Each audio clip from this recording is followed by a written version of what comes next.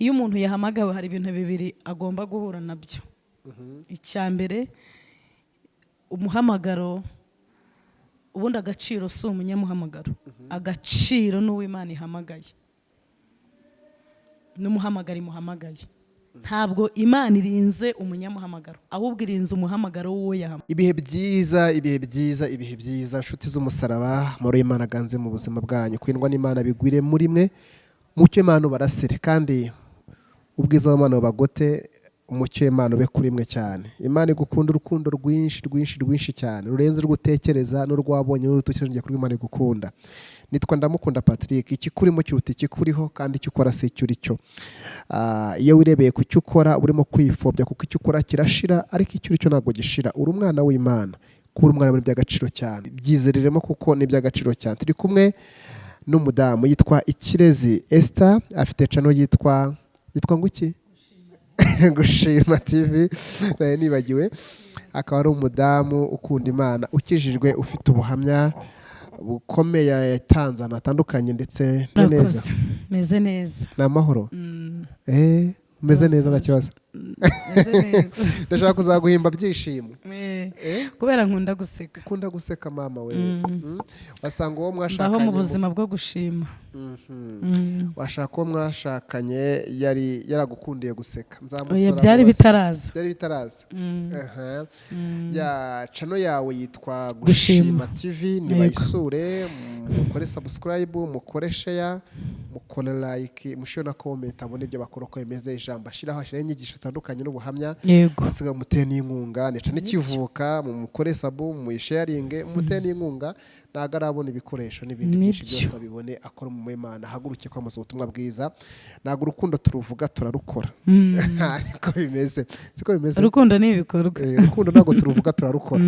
Aha, ndagira ngo ubanze usenga, numara gusenga twinjire byo tuyoganiraho uyu munsi. Shimwa Yesu umucunguzi, shimwa Mana yamuduhaye, shimwa nawe Mwuka Wera wamutumenyesheje. Uyu mwanya tunejejwe no kuvuga ishimwe ryawe. Turi bazima, turi amahoro, nta gikuba kiri hagati muri twe. Izina ryawe nirihabwe icyubahiro, izina ryawe nirishimwe, izina ryawe nirishyirwe hejuru.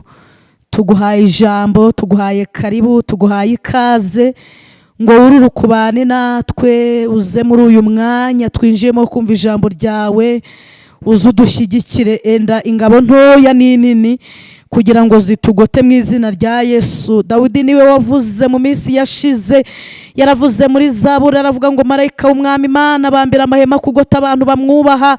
Ndumva uyu mwanya ngize icyifuzo ko marayika w'Umwami Imana yabambira amahema kutugota, abambira amahema kugota abantu badukurikiye kugira ngo bahabwe umugisha mu izina rya Yesu. Urakoze, iri jambo ni umuhigi riravumbura, rikora icyo waritumye mu mitima y'abantu baduteza amatwi. Mu izina rya Yesu rishyireho kandi rikureho, rireme kandi rikomeze ibyajagajegaga, kandi imbaraga zaryo zubake ibifite umumaro, zisenye ibidafite umumaro. Mu izina rya Yesu ribohora bari ababoshye, rihoza abarira, ryunamura abari bahetamishijwe n'imibabaro n'imiruho y'uburyo butari bumwe. Mu izina rya Yesu Uwiteka rikiza abo gukiza, rirengera abo kurengerwa, ritabara abo gutabara. Urakoze, turagushimiye kubw'ijambo ryawe ko ari rizima. Ngaho bana natwe muri byose, ni mu izina ry'Umwami Kristo. Amen.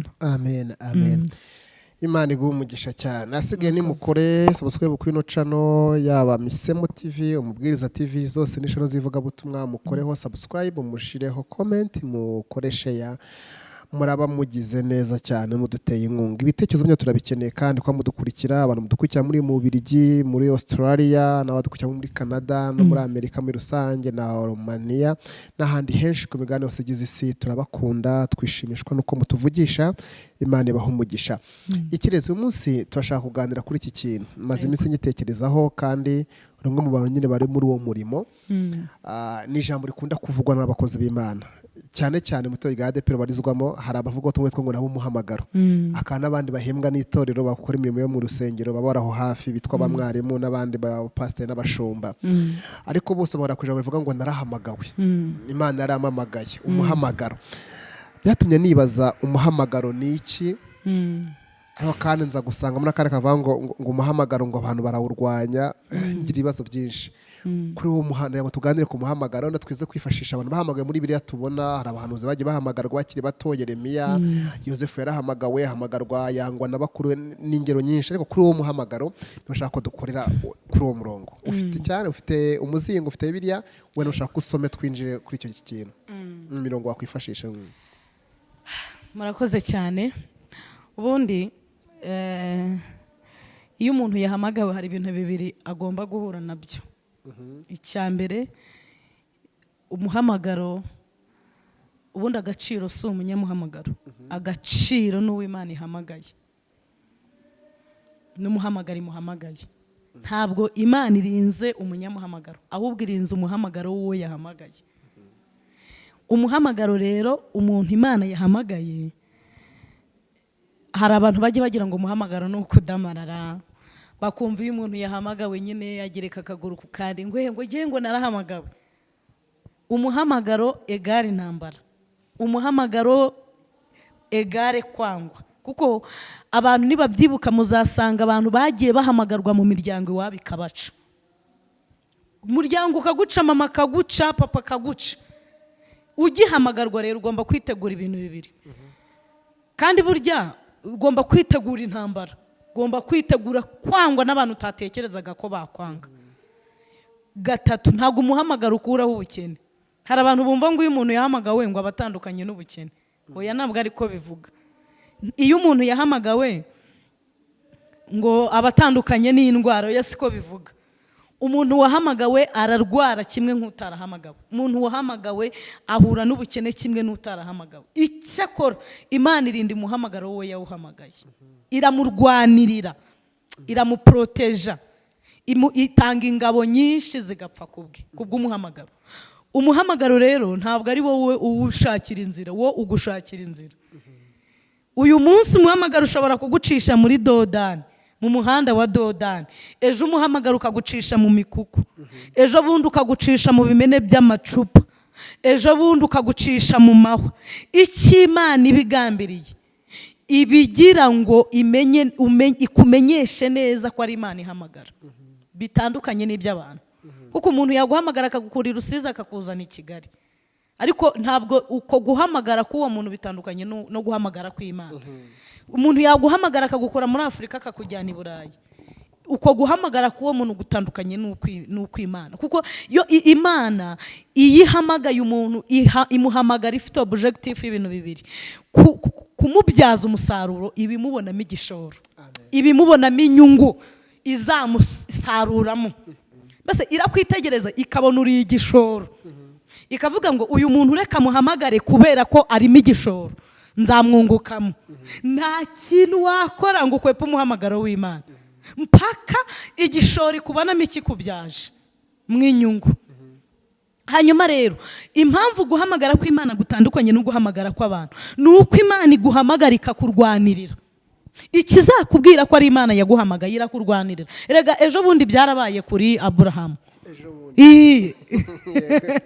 yaramuhamagaye imuhamagarira mu bigirwamana byo kwa Setera iramubwira ngo Aburahamu sohoka muri Uri y'Abakarudayi yitwaga Aburahamu sohoka muri Uri y'Abakarudayi uve mu nzu ya so usige inzu ya so usige bene so ujye mu gihugu nzakwereka Aburahamu ngo yari yatekereje ku bigirwamana bya Setera abona bitinze kumuha urubyaro abona bihaye urubyaro Nahori murumuna we abona bihaye urubyaro Harani abona Harani arabyaye abyaye Loti abona Loti nawe arabyaye aravuga ati ariko izi mana za data Tera zitabasha kumpa urubyaro Imana ngo yitegereza Aburahamu ibona rimwe igishoro cy'igihe harimo n'igihe kizaza kandi nukurinda n'uyu munsi Aburahamu Imana iracyamubyaza umusaruro nubwo atakiriho ariko Imana iracyamubyaza umusaruro iramuhamagara ntabwo rero Imana igiterwa ipfunwe no guhamagara umuntu uko waba uri kose ntabwo iterwa ipfunwe no kuguhamagara ipfa kuba yakubonyemo igishoro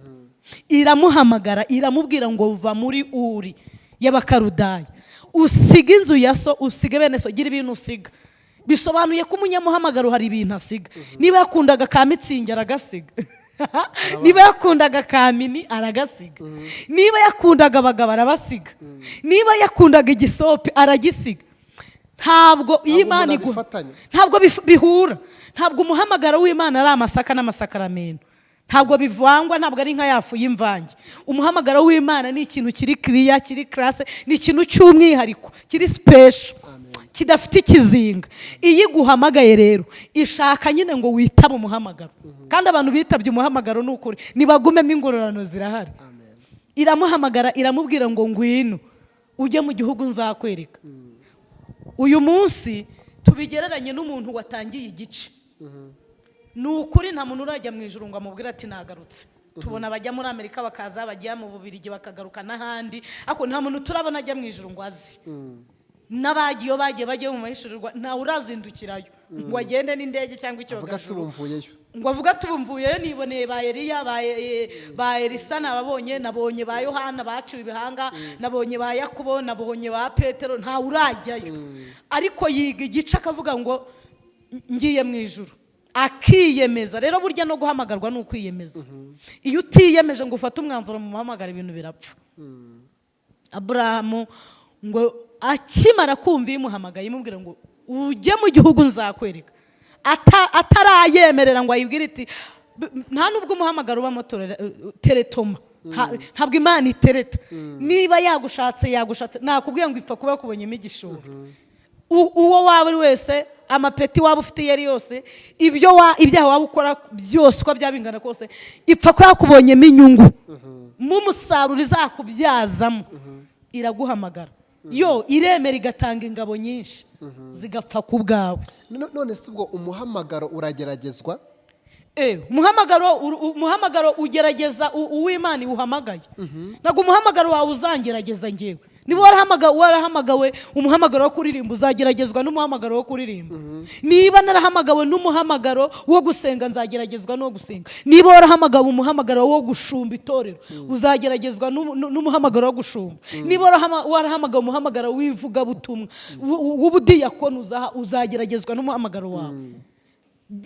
Mbese igishoro Imana igushoyemo ntabwo gisa n'icyishoyemo, gusa inyungu izadukuramo ni zimwe. Inyungu ni zihe?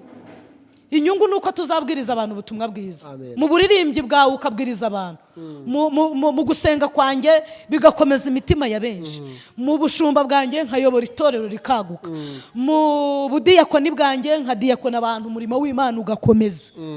Urumva imihamagaro yacu iratandukanye, ndetse dushobora no guhamagarirwa ahantu hatandukanye. Ushobora guhamagarirwa mu burwayi, njye nkahamagarirwa mu kabari. Ushobora guhamagarirwa mu kabari, undi agahamagarirwa mu muhanda, kumva ijwi riramuhamagaye. Hari n'uwihamagarira mu nzuzi, ariko iduhamagara ni imwe. Kandi guhamagara kwayo ni ukwera. Guhamagara kw'Imana ni ukwera, kurihariye, gufite aderesi. Imana iduhamagara biravuze ngo ifite aho idukura n'aho itujyana. Ntabwo turi inzererezi nawe.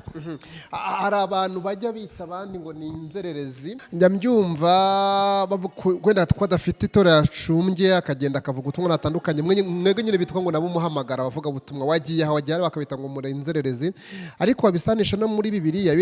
Yatanze impano zitandukanye. Bamwe bakuba abahanuzi, abandi abavuga ubutumwa, abandi abungeri, abandi abigisha, abandi impano z'ibitangaza. Ndashaka ngo umbwire imikwane y'izi mpano, ko mbona rimwe n'imwe habaho guhangana, ugasanga umuvuga butumwa niyemera pasiteri ntabwo yemera umuhanuzi. Kundi kuki abantu bahamagaye usanga bajyana kuhangana kandi bakorera umugabo umwe? Buriya rero bushize aravuze ngo ishyari niryo shuri umuntu yiga yarangiza akaroga. Uzi Imana ihamagara Aburahamu, yamuhamagaye itayobewe ko Tera hari.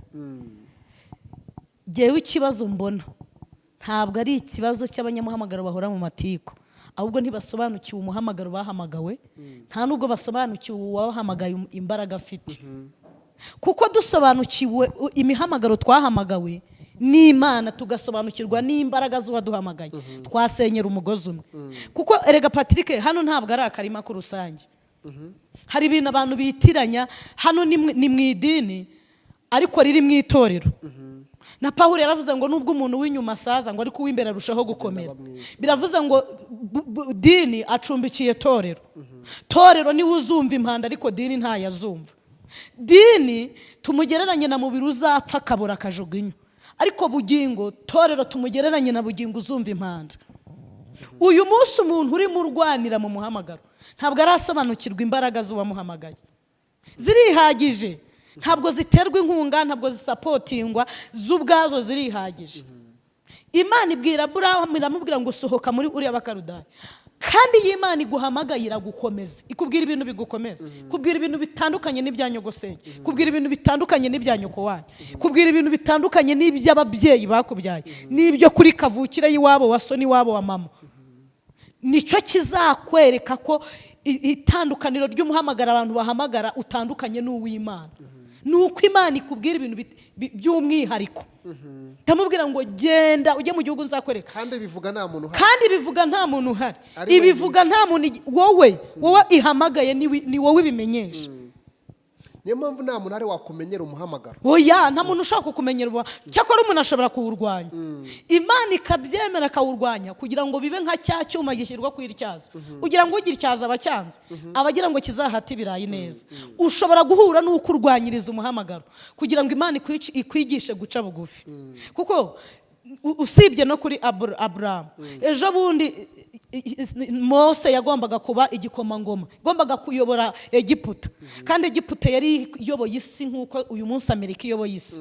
Ariko kugira ngo Imana ikomeze umuhamagaro yahamagaye Mose, imukura muri Egiputa, imwangisha kwitwa umwana wo kwa Farawo, anezezwa no kwitwa umuheburayo.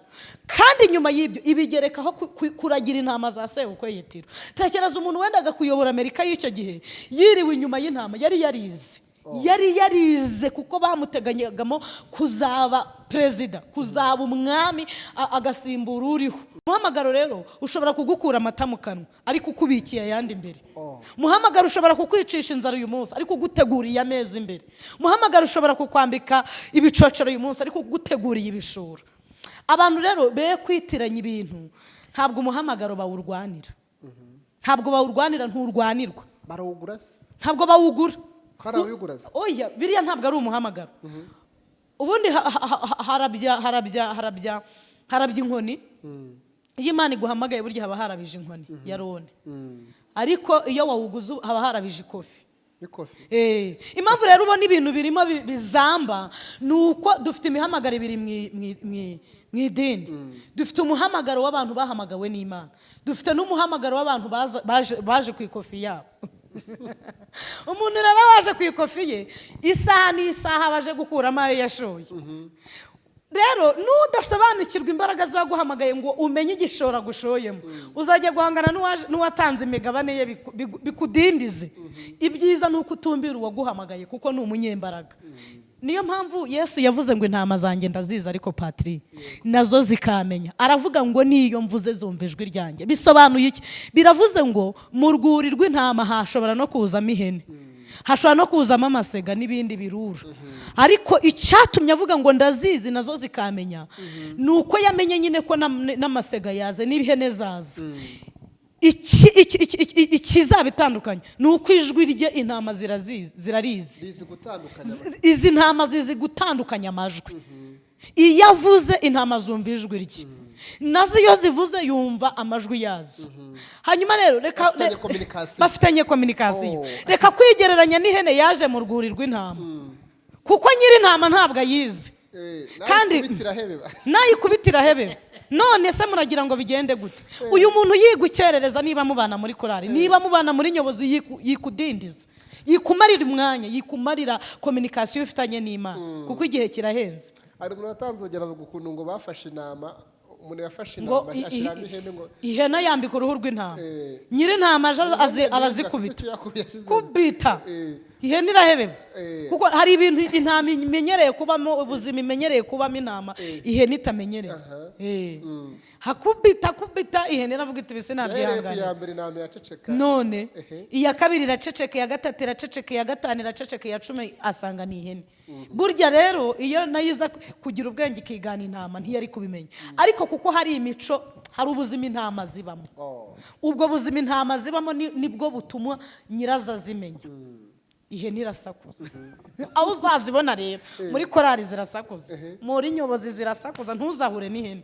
Iraguhagurukira ikakuvuga ukagira ngo murararana. Ihene ihene yewe data we ihene dufite uyu munsi nizo zirimo gusambana zirimo zirasambanira mu murimo mu muhamagaro twahamagawe. Ihene dufite uyu munsi nizo ziri kujya guhirika abantu ikanyarira.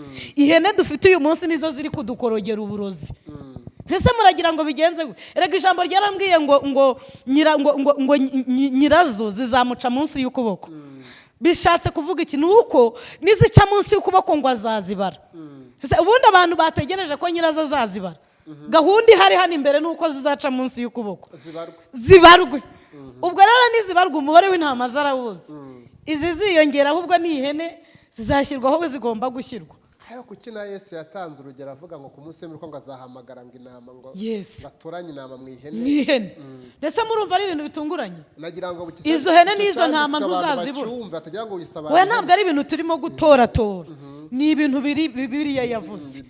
Yaravuze ngo azabwira intama, azibwire ngo nimuze muragwe ubwami mwabikiwe kuva isi ikirema, kandi azazibwira ziri iburyo bwe. Ihene rero zifite ibibazo nk'ibya mama nde, azazibwira ziri ibumoso, azibwire ngo nimumve imbere mwabivume mwe, kuko uhereye isi ikiremwa sinigeze kubamenya. Hako zino hene zifite n'ibibazo, zifite imyago. Kigarukiye ku muhamagaro. Nyine tubwira abantu bahamagawe. Nahura n'ihene ntikamumarira inkweto, kuko Pawulo yandikira Abefeso yavuze ko inkweto ari ubutumwa bwiza.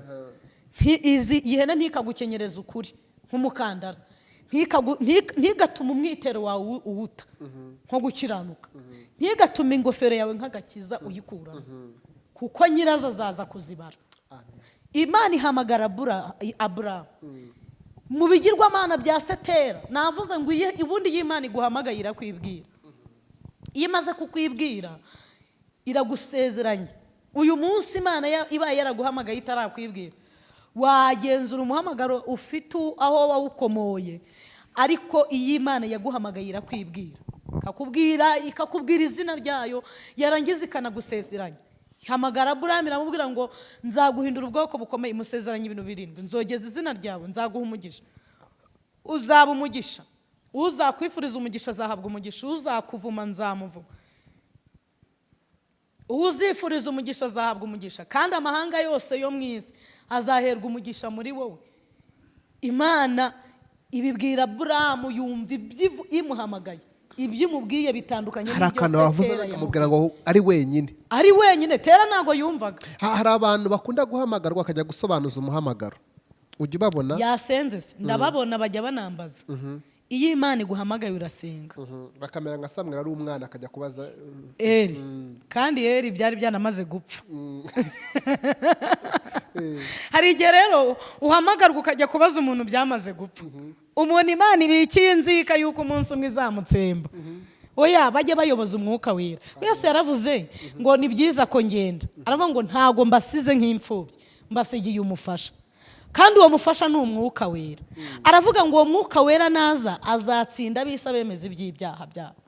Ndagira ngo mbwire abantu ko umwuka wera iyo yaje guhishurirwa ryagutse, akumenyesha aho uko ukwiye kugenza. Kandi nta wundi muntu mu bantu w'icyitegererezo usibye Kristo. Niyo mpamvu abantu birirwa baza rero ahubwo bazakuyobya. Ushaka kujya kubaza ihene nayo igashaka ko uba ihene, kandi biroroha. Ikakuvana mu rwuri rw'intama ikakujyana mu rw'ihene. Ibyiza rero tumbira uguhamagaye, kuko afite adresse, afite aho agukura n'aho akujyana. Ijuru ni intebe ye, isi ni intebe y'ibirenge bye. Hano abadukukiyemo baribaza ngo niki cyambwira umuhamagaro wanjye, kuko aho hana confusion. Rimwe yumva ari umunyamasengesho, ubundi akumva ari umuvugabutumwa, ubundi akumva afite impano yo gufasha abantu cyane. Bimeze gute? Iyo bigenze gutyo uyoboza umwuka wera. Ushora ivi ukabaza Imana.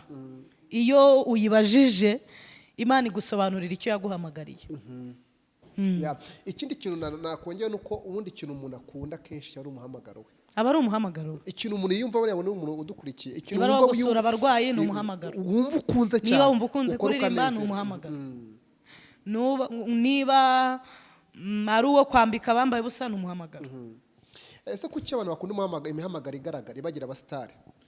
Imana imuhamagariye gusura abarwayi kuko nabisaba nawe umenya ko yabasuye ariko akavuga ati none ngomba kuba pastor ngomba kuba evangeliste na ikirezi. Iyo ni imirimo y'icyubahiro ni imihamagaro y'icyubahiro. Abantu ntabwo twese tuzabibyiganira ngo bikunde. Oya, abantu bakwiye kugenda gake kuko ntabwo Aburahamu Imana yamukuye muri Uri ngo imusezeranye bya bintu 7 ahita bisohorezwa. Ni nacyo kisha abantu. Haje mu rugendo. Uyu muntu rero ashaka, uyu munsi umuntu ashaka kuva muri Yorodani agashaka kuba pasiteri. Uyu munsi umuntu araba mwarimu agashaka guhita oya, umuntu aba na pasiteri atarabaye n'umudiyakoni. Oya, uko ni ugusimbuka inkiki. Hari abantu basimbutse inkiki. Uyu muntu rero ni muhuru ukiri mu rugendo azagushota umugeri, azagusubiza inyuma. Ikizagukomeza nuko uba bugufi bw'uwaguhamagaye. Kuko urumva ntabwo inzira wanyuzemo ariyo yanyuzemo. Abantu basomye agatabo k'umugenzi babonye mu Kristo ari kumwe na byiringiro, babonye umugabo ngo w'umushumba ugenda mu nzira igororotse. Abo bantu bakunda inzira zigororotse, inzira zitarimo ibigeragezo, inzira zitarimo amakuba, zitarimo amagambo, zitarimo ibibagerageza. Abo bantu nizo bakunda. Yego, ariko umunyamuhamagaro yihanganira guca mu bimene by'amacupa kugira ngo Imana imusingirize icyo yamuhamagariye. Yego, ndizera ko mugera. Kandi nibutse abantu ko buri munsi Imana ihamagara. Buri munsi n'uburimo guhamagara. N'ubu turi kuvuganira guhamagara. Ntabwo Imana ijya murona po, buri munsi irabyara. Umuhamagaro wa mbere wanabivuze, umuhamagaro wa mbere nagakiza. Umuhamagaro wa mbere nagakiza. Imana ihamagara gahamagaye kandi agakiza ni ikinege. Kuri Patrick, kuri Esther. Nkuko ubugingo ari ikinege. Ubugingo bwanjye ntabwo mbusangiye n'uwo twashakanye. Kuri we ni ikinege, kuri jyewe ni ikinege. Ubugingo bwawe Imana ikubikiye ni ikinege. N'umuhamagaro wawe ni ikinege. Niyo mpamvu ukwiriye gusobanukirwa umuhamagaro wahamagawe, hanyuma ukisunga wawe uguhamagaye, kugira ngo agusingirize icyo yaguhamagariye. Kuko uduhamagara ni uwo kwizerwa, ni uwo kwiringirwa. Navuze ngo afite adresse. Amen. Yahamagaye Aburahamu ngo akora ikosa ryo guhagurukana na n'uwo itigeze ihamagara. Nizo zahene twavuze. Umuhamagaro watahamagawe. Dufite abantu baje muri korali kuko yabonye ndamukunda aririmba. Ujya kurepeta ufata mikoro uhimbaza ku cyumweru. N'umuhamagaro wacanuraga nano umuhamagaro. Imihamagaro ni myinshi. Yayifunguye ati nanjye reka nyifungure. Ati yayifunguye nanjye reka nyifungure. Ngo nawo ni umuhamagaro. Ariko abantu bakwiye kumenya ko umuhamagara ari urugendo. Aburahamu rero nuko Aburahamu Imana iramuhamagara, nawe ahamagara Loti. Ntabwo ngusiga tugende. Tugende. Bageze Harani ngo arahamutinza. Nugenzura urasanga abantu wihamagariye mu muhamagaro wawe niwe bagutindije Harani. Uhamagarwa wahamagawe usenga. Uyu munsi wirirwa mu kigari cy'abantu basenga, niba barimo kukuvuga birimo biragutinza Harani. Kandi Imana iguhamagara yaguhamagaye uri umwe. Umuhamagara yaguhamagaye ni ikinege kuri wowe, ni wo gakiza. Ubugingo ikubikiye kuri wowe ni ikinege. Niyo mpamvu ugomba gutumbira uwaguhamagaye ukareka ikigare, ukareka ibintu byo kwirirwa umera nk'intuza nk'isuri y'amazi cyangwa se rwakira niyihuha ikagurukana ibintu byose. Muhamagaro ntabwo ushaka ko dukora nka serwakira. Iramuhamagara, imuhamagara hari igishoro imubonamo. Ikamubwira ngo nzogeza izina ryawe, nzaguha umugisha, uzaba umugisha, uza kwifuriza umugisha hazahabwa umugisha. Bibiliya itubwira ko Aburahamu mu bice 17 by'itangirira imuhindurira izina. Iyo Imana yaguhamagaye ugenda ubona ibimenyetso by'uko ari yo yaguhamagaye. Ivugana nawe, ntikuba kure, ikurwanirira intambara z'iburyo ndetse n'iz'ibumoso. Irwana izuzi n'izo utazi. Nubwo wateshuka ukamera nka Aburahamu ukabwira umugore ngo ubwire abanyegiputa ko ndi musaza wawe ukaba mushiki wanjye, ntabwo bituma Imana ikureka. Mbega ikomeza umugambi w'umuhamagaro yaguhamagaye. Aburahamu iramubwira iti noneho rero hari ibintu nshaka gukora, ndagira ngo mpindure amateka yawe wari ufite muri Uri. Kwera uyu munsi ntukitwa Aburahamu, nkwise Aburahamu. Umugore wawe Sarayi ntakitwe Sarayi ukundi, ahubwo mwise Sara. Iyi Imana iguhamagaye iguhindurira izina. Ejo bundi yahamagaye Magadarena. Nibyo nari ndi kuvuga ko buri muntu wese ntabwo twese uwaduhamagaye n'umwe, ndetse n'imihamagaro yacu iratandukanye. ariko intego y'icyo yaduhamagariye ni kimwe. Yahamagaye Mariya amukura i Magadariya mu ruhame rw'abantu, aramubwira ngo uhereye uyu munsi nkwise Magadarena. Nari mvuze ko yahamagaye Aburahamu akamwita Aburahamu. Nari nshatse kwibutsa abantu ko iyo Imana iguhamagaye hari ibimenyetso bikugaragarira nyine ko ari yo iguhamagaye. Iguhindurira izina, ivugana nawe. Icya mbere ihindura amazina yawe y'ibyo iguhamagaye igukuramo. Kabiri, ivugana nawe. Gatatu, ikomeza umuhamagaro w'uwo yahamagaye. Kane, irinda umunyamuhamagaro. Muri make irwana intambara z'uburyo butari bumwe. Irwanirira umunyamuhamagaro. Kandi nibutsa abantu ko agaciro si twebwe, agaciro ni umuhamagaro Imana iduhamagaye uri muri twebwe. None umuhamagaro wa Aburahamu akitwa Aburahamu ataraba Aburahamu, n'ukuntu yahagurutse, n'ukuntu yagiye, n'ibyo Imana yamuvuzeho, n'uburyo yabayeho, n'ibyavuyemo, n'icyo bivuze uyu munsi, twebwe ab'iki gihe Imana ihamagara bihuriye he? Byatwigisha iki? Kwizera. Umuhamagaro Imana yahamagaye Aburahamu, igishoro yamushoyemo cyari icyo kwizera, kugira ngo uyu munsi bitubere icyitegererezo, kuko Aburahamu ni intwari mu byo kwizera. Ni intwari mu byo kwizera, mu batubanjirije ni intwari mu byo kwizera. Igishoro yamushoyemo ni icyo kwizera, kuyizera, kandi ukizera ibyo utabonesha amaso ko bitazabura kubaho. Kuko iyo usomye igitabo cy'Abaheburayo kiravuga ngo kwizera niko kwatumye Aburahamu abyara Isaka ageze mu zabukuru. Kwizera ni ukwizera udashidikanya ko ibyo utabonesha amaso bitazabura kubaho. Igishoro yarishoye muri Aburahamu ntabwo ari icyo kuririmba, si icyo kubwiriza, si icyo gushumba, si icyo kudiyakona, ni icyo kwizera. Icyo bitwigisha rero ni ukwizera. Umuhamagaro wa Aburahamu icyo utwigisha ni ukwizera. Aburahamu yakoze ibintu bisa nk'aho ari ibisazi. Reka kwizera guturanye n'indera. Kwizera kuri hafi y'indera, hariya hafi, kuko kwizera ndumva abantu batari kubyumva nk'uko mbyumva. Kwizera guturanye n'indera. Fata Aburahamu wibyariye akana agize imyaka 100 n'umugore we Sara afite 90. Muri make yaracuze, yarihebuye mu Kirundi. Yamara kukabyara, wumva umuhamagaro ukuntu ari ikintu gikomeye. Imana ikamusanga itabajije Sara wamutwise, wari warububye. Mu muhamagaro nta mikino ibamo. Mu muhamagaro ni mu kigeshi. No mpamvu muririmbya 28 yavuze ngo turi abasirikare benshi twogejwe mu maraso. Umwami wacu Yesu niwe muyobozi. Aravuga ngo kubw'imbaraga ze dufite tuzabaho no mu rupfu. Umuhamagaro uduhesha kubaho no mu rupfu. Abantu bumve yuko tutari inzererezi kameme. Hanyuma ngo iramusangira amubwira iti burya rero ndashaka ko uyu mwana wawe Isaka ufite umuntambira. Burya yiza kubibwira Sara ntabwo yari kubyemera, kuko Imana ihamagara Aburahamu ntiyari ari kumwe na Sara. Yari umugore n'umugabo we, babanaga nk'umugore n'umugabo ariko ntibari kumwe. Inamubwira iti nzaguha Isaka, urubyaro rwa ruzangana nk'inyenyeri, zangana nk'umusenyi, ruzangana uzabasekuruza abizera. Ntabwo Sara yari ahari. Umuhamagaro w'Imana iduhamagara ujya utera Imana gukora ibintu itabajije abantu, kuko umuhamagaro ni ikinege. Kankorera ibintu itabajije umugabo wanshatse, ikankorera ibintu itabajije umwana wanjye nabyaye. Iramubwira iti fata uwo mwana wawe ujye kumuntambira, umujyane ku musozi, ugende umutambe. Kandi kubera ko umuhamagaro ari ikinege, ubundi umunyamuhamagaro hari n'ikindi kintu kiba abakwiye kugira ibanga ry'umuhamagaro we. Ngo afata Isaka, amaze gufata Isaka ngo amwikoreze inkwi. Umuhamagaro nababwiye ngo ni ibisazi, umuhamagaro uturanye n'indera. Kuko iyo ibwira Sara ntabwo Sara yari kwemera. Nanjye ubu nafite 90 ntabwo byakunda. Ariko kubera ko umuhamagaro nyine ni ikintu navuga ngo cy'umwihariko ku Mana no kuwihamagaye. Iramubwira ngo fata umwana wawe ugende ku musozi, amwikore ujye kumuntambira. Nta n'ikindi kintu ushaka, si uko atarafite amatungo, yarayafite, ariko kubera ko umuhamagaro kwizera guturanye n'indera. Nabyumvije ko umuhamagaro ugerageza. Umuhamagaro uragerageza, ugerageza uwo yawuhamagaye. None bikaterwa no kwizera kuwe. Yes. Noneho kandi Imana ntiyaguhamagara, ntiyakugerageza ntiyakugerageza ikigeragezo kitangana n'umuhamagaro yaguhamagaye.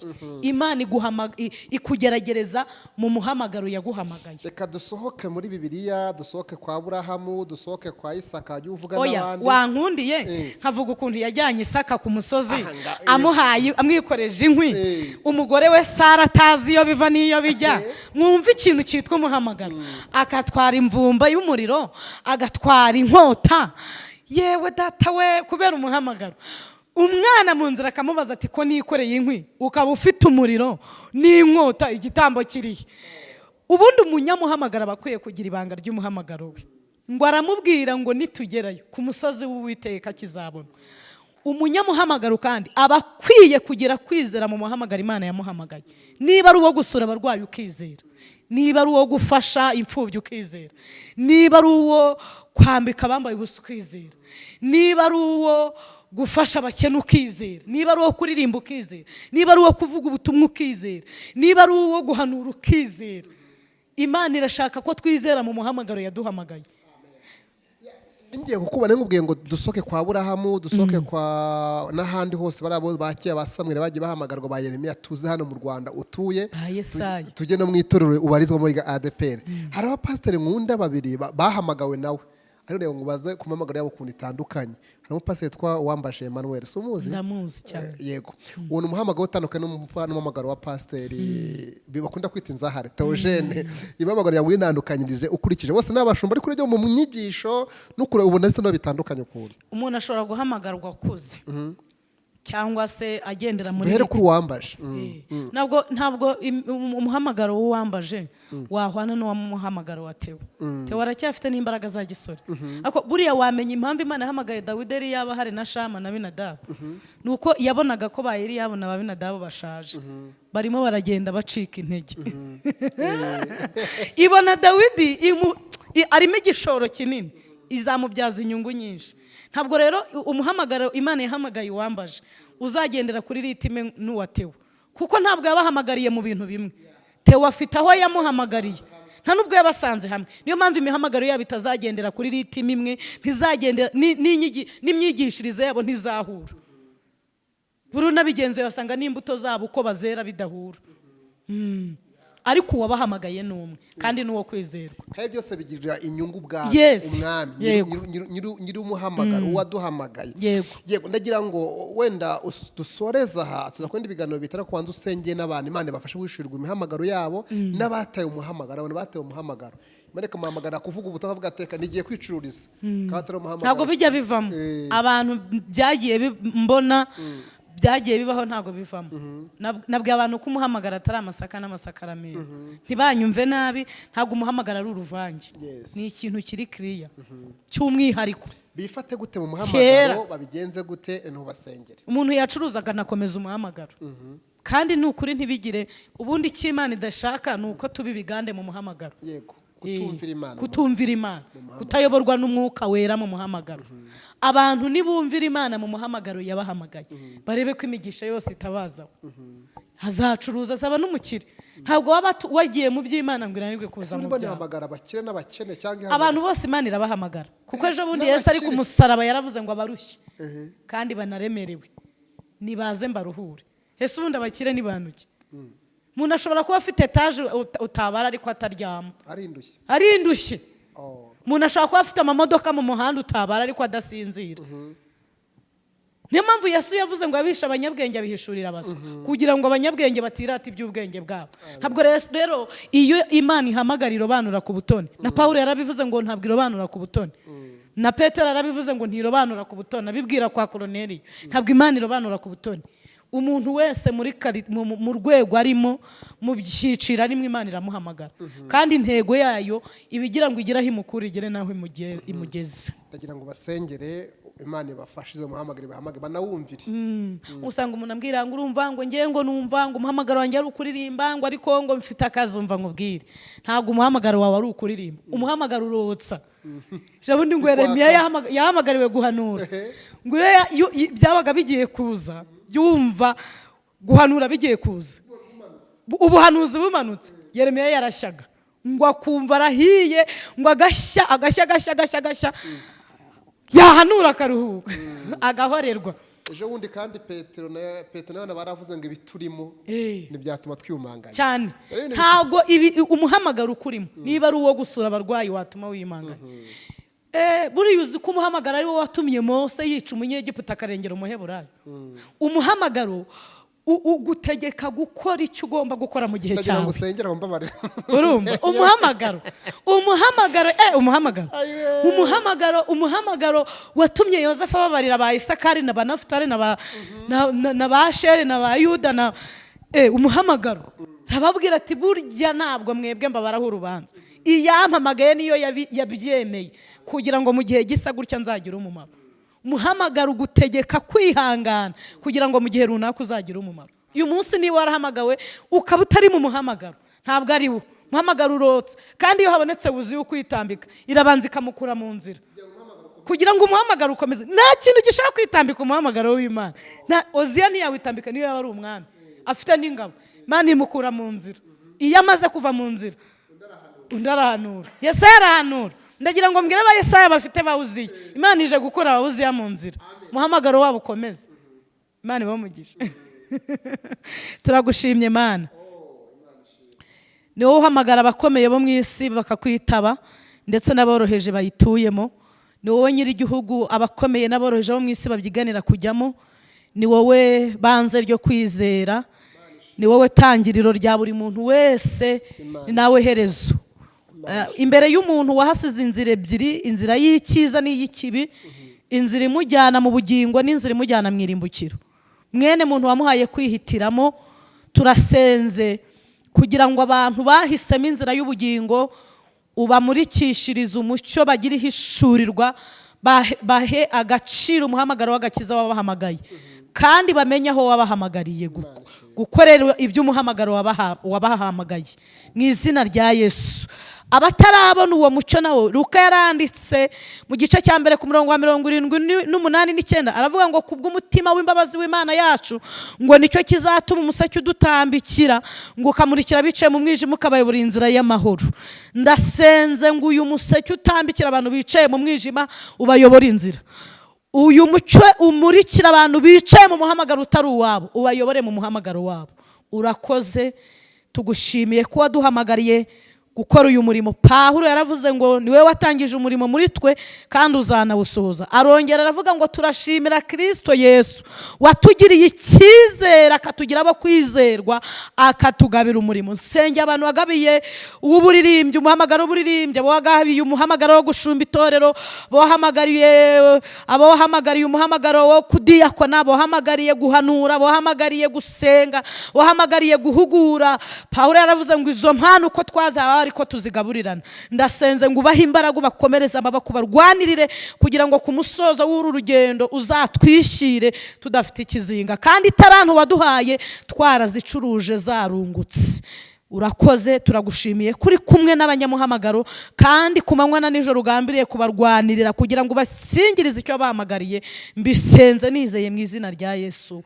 Amen. Amen. Amen. Nibagusure kuri channel yawe. Nimunsure kuri channel yanjye, mukore subscribe, mumpe comment y'ijambo ry'Imana mba nabasangije kugira ngo ryubake ubugingo ndetse n'imitima. Mumpe comment, mumpe like, mumpe na share. Iyo ni inkunga ikomeye, ndabashimiye. Channel yitwa Gushima TV.